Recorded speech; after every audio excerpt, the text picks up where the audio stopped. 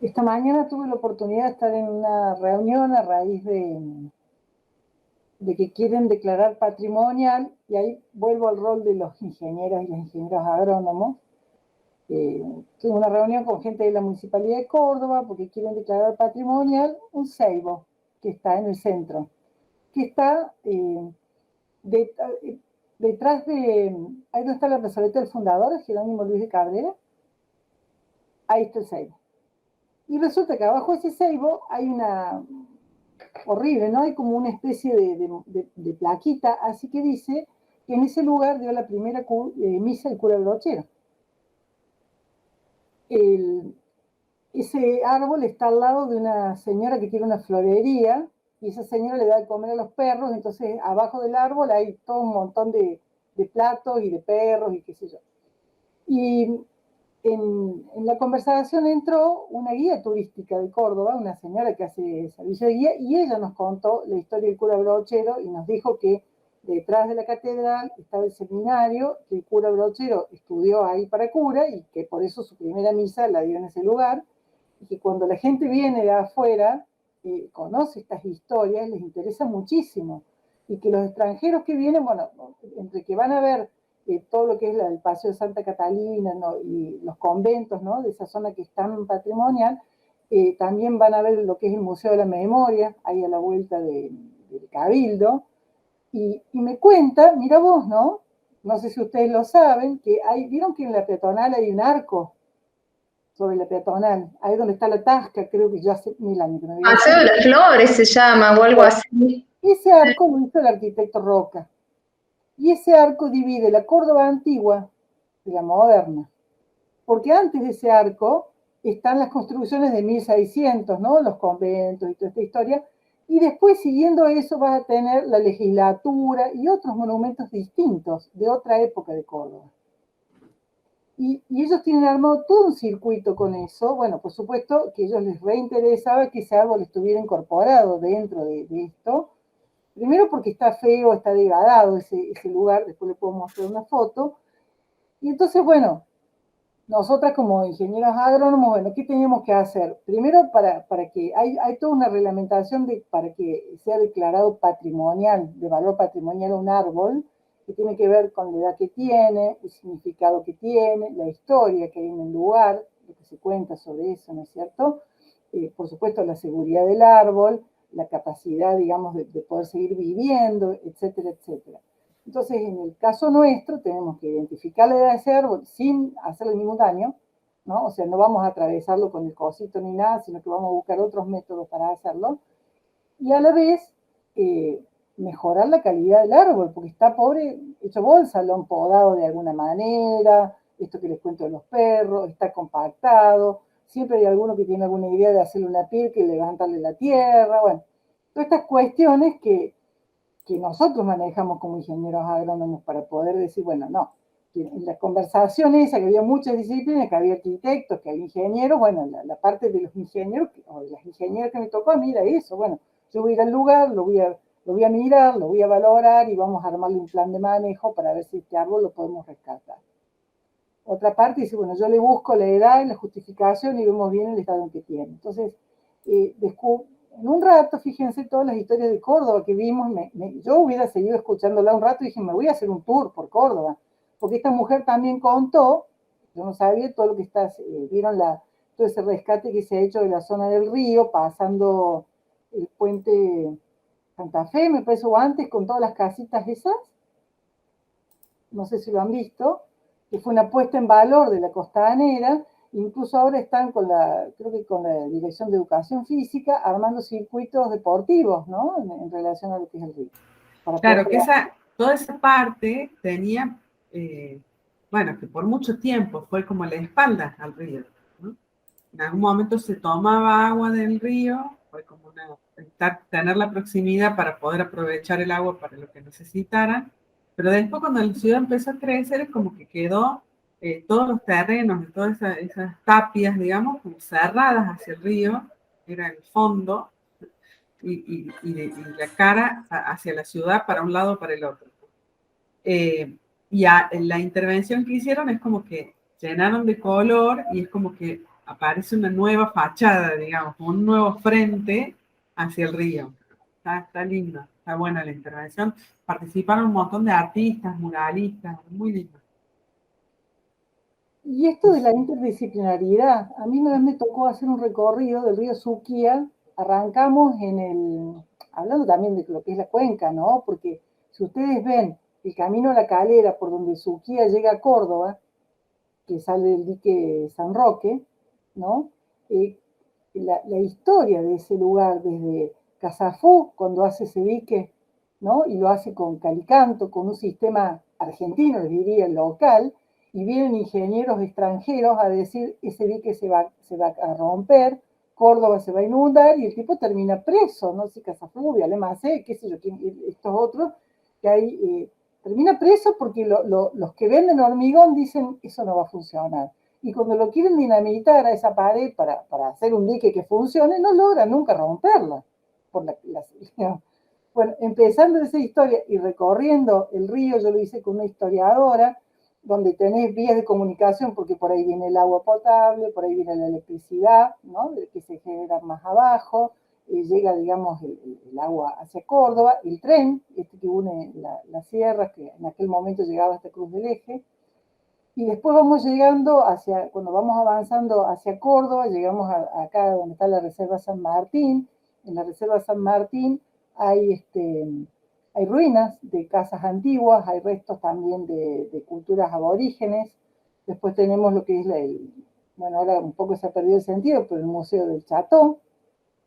Pasando por el Kempes hay unos molinos que están medio degradados, ahí donde está la rotonda de la entrada del Kempes, después lo podemos llegar a ver, hay toda unos hornos de casas antiguas, y después cuando seguís para el pueblo de Alberdi, ¿no? Donde tenés todo ese rescate de la cultura de la negritud en Córdoba y de los aborígenes, y así vas recorriendo hasta llegar al lugar de la fundación de Córdoba. Es toda una recorrida por el paisaje, digamos, actual, donde vos vas rescatando lo que pasó antes y toda esa significatividad que le dio una persona que conoce historia, ¿no? Y conoce las historias. Entonces, bueno, ¿cómo nos insertamos nosotros dentro de todo ese,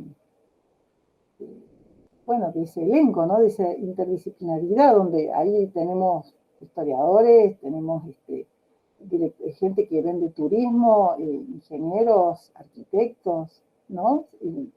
Me parece a mí que son oportunidades muy lindas de trabajo, donde cada uno tiene que tener muy identificado su rol, ¿no? Y saber que si alguien propone determinada cosa, que eso va a afectar de pronto al valor más importante que tiene ese paisaje desde lo natural, que es lo que nosotros conocemos, poder, digamos, evitarlo.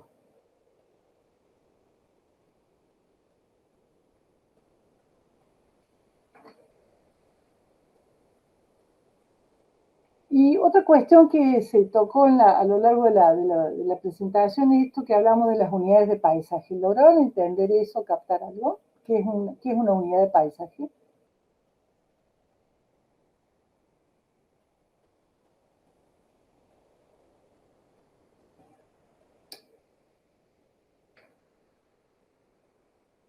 No quizás no, quizás no se nombró tan así como unidad de paisajes tal cosa. No, no se dijo así. Yo hablé de unidades de paisaje, pero no lo definí. Por eso les pregunto, porque eso lo vamos a seguir trabajando. Puede ser que se refería a lo que es las escalas del paisaje, verlo a mayor escala, menor escala, y que cada parte formaba parte o sea, como si pequeñas partes formaran un paisaje más, un todo, digamos.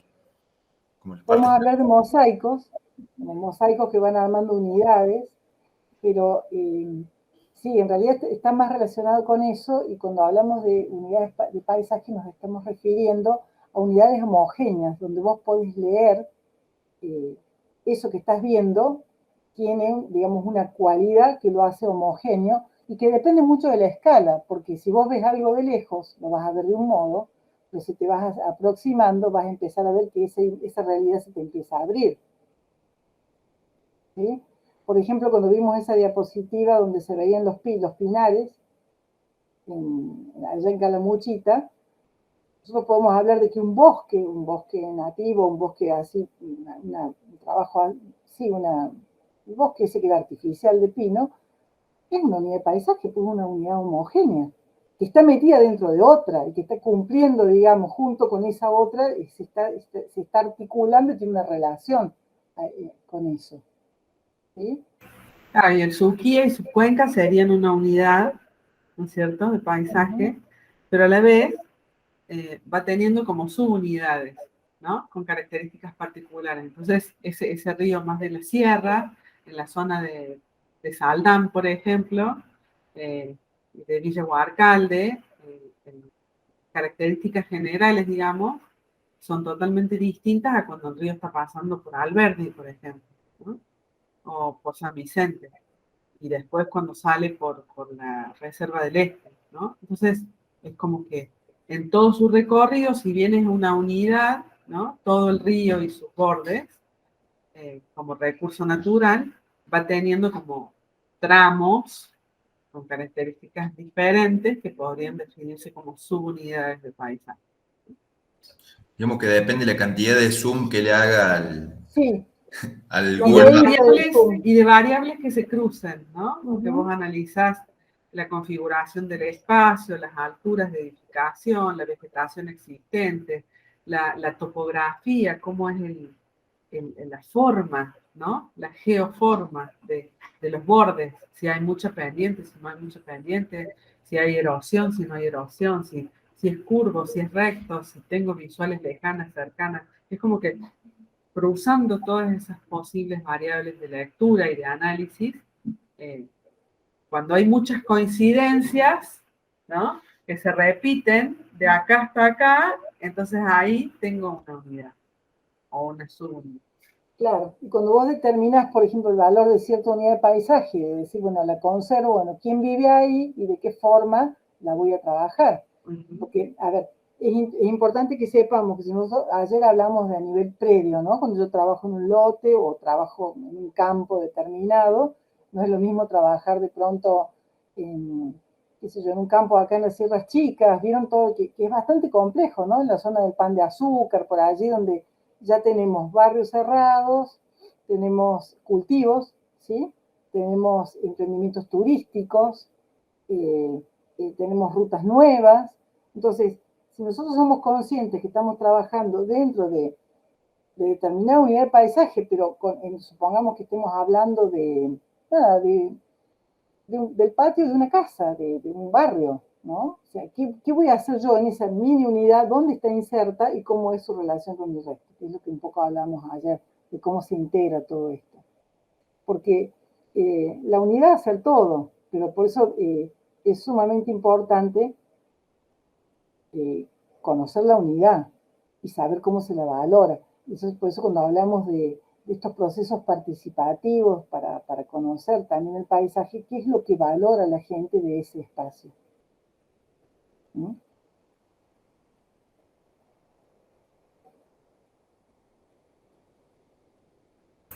Incluso también qué aspectos no son valorados por ahí por desconocimiento, ¿no? Que son importantes desde el punto de vista ambiental, por ejemplo. Pero Eso entender esa porción o ese lugar en donde yo voy a intervenir, a qué tipo de paisaje, si se puede decir, corresponde o pertenece, cómo es la unidad de paisaje en donde forma parte, digamos, donde está ubicado ese lugar en donde voy a intervenir. hay a raíz, de, por ejemplo, de la ley agroforestal, ¿ustedes ubican lo que es la ley agroforestal, chicos? Sí, yo trabajo en el ministerio en el área forestal. Ah, bueno, ahí está. Vos podrás ver la cantidad de conflictos que han surgido a raíz de eso, ¿no es cierto, Merey? Es decir, vos vas a decir, bueno, hay que hacer cortinas o hay que restablecer, no sé, alguna forestación. Bueno, hay mucha negación para hacerlo porque hay lugares, no sé, por decirte, la cuenca Hernando, en toda esa zona de manicera, digamos. Hace tanto tiempo que ya esos son paisajes rurales con determinado tipo de producción, que cuesta mucho eh, hacerle entender a las personas que es importante que hayan, digamos, forestaciones, ya sea con la utilidad que fuera, ¿no? Porque nadie quiere ceder nada de su pedacito de tierra porque, bueno, deja de ser productivo, le tiran la pelota a la provincia y dicen por qué no forestan los bordes de la ruta, y bueno, y así son, ¿no?, los conflictos. Y son conflictos de paisaje, eso es lo que están ocurriendo. Porque si esas personas supieran que va a ser beneficioso tener, por ejemplo, protección de riberas en determinados cauces, o va a ser beneficioso poder mejorar el arbolado urbano y el periurbano de las pequeñas poblaciones que hay a lo largo de determinada cuenca, estamos hablando de un bien social, no de algo particular. Es lo que no logramos que todavía sea claro en las personas. Ahora vieron que la provincia de Córdoba, capaz vos, Meré, que lo podés decir mejor que yo, pues está trabajando con consorcios de cuencas también. ¿Mm? Y los Sí, consorcios, yo creo que hay muchos, sí, es algo muy difícil. Nosotros encima empezamos a intimar, a hacer intimaciones legales hace finales de abril, así que la gente se queja todos los días, gente que no quiere hacer nada y que te dice no me importa que me venga la multa, yo no voy a resignar un pedazo de mi campo para poner unos árboles que encima los tengo que comprar, los tengo que plantar, los tengo que regar, los tengo que cuidar. La gente no, la mayoría no quiere saber nada. Nosotros trabajamos, por ejemplo, hace finales de mayo con escuelas técnicas. Se hicieron capacitaciones para los profesores de todas las escuelas técnicas, entonces encaramos como con conciencia ambiental, podría decirse, y de la utilidad ambiental de la ley desde los colegios. Incluso hemos ido a dar capacitaciones, yo voy, nomás acompaño, no tengo todo el conocimiento, pero trabaja una chica que es bióloga, que ella es la que más sabe de todo esto, así que yo también aprendo de ella. Todo lo que son los colegios, porque, digamos, todavía son chicos, están en formación y están mucho más receptivos a esta información, y son los que después se lo comunican a sus familias y a la población en general. Entonces nosotros vamos mucho por el lado de los colegios y se les da incluso material para trabajar, se les enseña a hacer repique, para qué sirven, incluso como salida laboral. Se trabaja con las comunas, con las municipalidades, con grupos de mujeres, por ejemplo.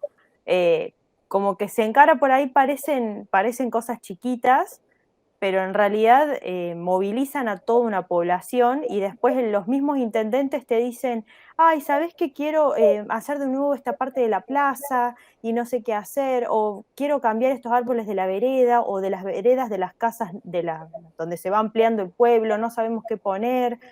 Y entonces todo ese tipo de cosas surgen y por ahí parecen cosas chiquitas, pero en realidad hacen a la conciencia de toda la población. O te piden, por ejemplo, ¿qué puedo poner acá? Quiero hacer una cortina porque me viene todo el polvillo de la cáscara de maní. Y eso nos pasa un montón en la zona de Hernando. Bueno, en realidad estuvimos en Villa Escazú y Pampayasta Norte, toda esa zona, y te piden que no quieren la contaminación que tiene el maní. No, o sea, no le restan importancia a lo que aporte a nivel económico a la población que vive de eso, pero necesitan estas ayudas. Entonces, está bueno y hay una parte de la población que no quiere saber nada, pero hay otra parte que está interesada o que desconoce y por ahí se sientan a los profesores o algunos de la municipalidad, se sientan a escuchar estas charlas y terminan reinteresados en el tema. Y terminan diciendo, mira, no sabía que si planto un manzano de campo en vez de un siempre verde en la vereda, hacían cosas diferentes.